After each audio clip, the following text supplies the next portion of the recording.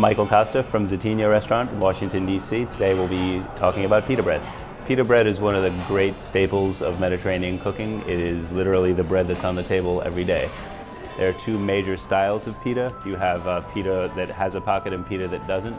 The style that we make has a pocket, but we do ours a little differently than you're likely to see over there. Well, it's a really simple, versatile bread. It's a wonderful thing to open up and stuff, and it's very often used for sandwiches, but it can obviously be used for things like hummus and spreads.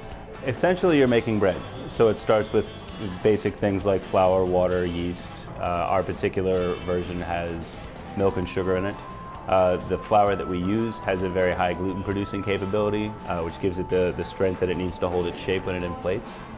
The way the dough is made is by putting the flour into a large stand mixer. We add yeast that's been bloomed with some warm water. That just means to put some body temperature on the yeast to activate it, because we use dried yeast for this. We do also incorporate some of the previous batch of dough. That's known as a starter. That's a way of getting better complexity in the yeast flavor, because it's yeast is a living organism, and the longer it lives, the more interesting the flavor of the bread tends to be. So the flour goes in, the yeast, the sugar, a tiny bit of salt, the milk. The sugar is there to give the yeast something to eat, and the milk adds a little bit of fat. It also adds a little bit of flavor as well. That gets mixed for a good 20-25 minutes until you have a very firm, very elastic dough. At that point, it goes out onto the counter, gets portioned into boules, then it gets allowed to rest somewhat, then flattened, cut into the individual portions, then it goes into the refrigerator to rest again. After the dough has relaxed nicely, we then put it through a sheeter to flatten it.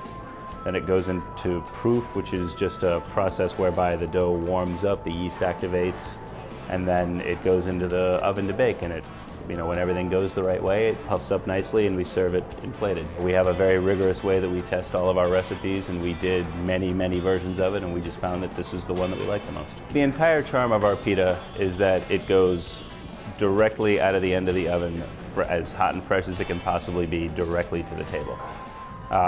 Making it ourselves allows us to get it to taste exactly the way that we want it for it to have exactly the texture that we want.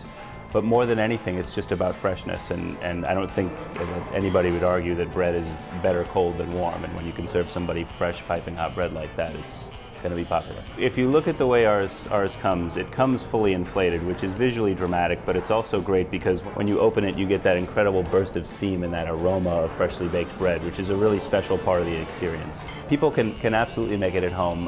The particular version that we do, where it's served puffy, is hard to do at home. I think the scale of the equipment that we use is more a function of how much we make. In a really busy month, we process 8,600 pounds of flour, which, if you're doing the math, is over 4 tons.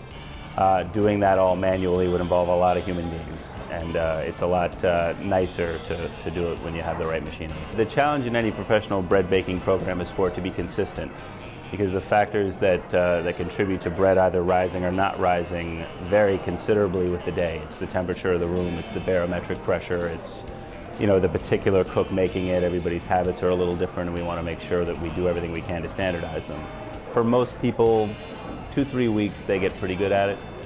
The thing, though, is that they'll then have a setback when the weather changes, and the biggest setback is always when it gets cold outside for the first time and the temperature drops. They don't understand why the bread won't proof, and there are things you have to do to adjust. But rather than feel sort of like Sisyphus pushing the rock up the hill, I'd rather think that we're pursuing excellence, and we're always finding ways to produce it a little better every day.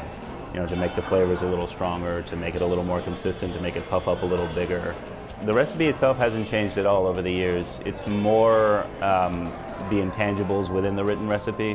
What to look for as far as how puffy you let it get when it's proofing, how it feels in your hand. Those are the kinds of things that are very difficult to convey with the written word, that it's about the touch and feel of the cook. So I think that's really the fun of any repetitive task in the kitchen, is just finding those little ways to improve. And that's really what we chase every day.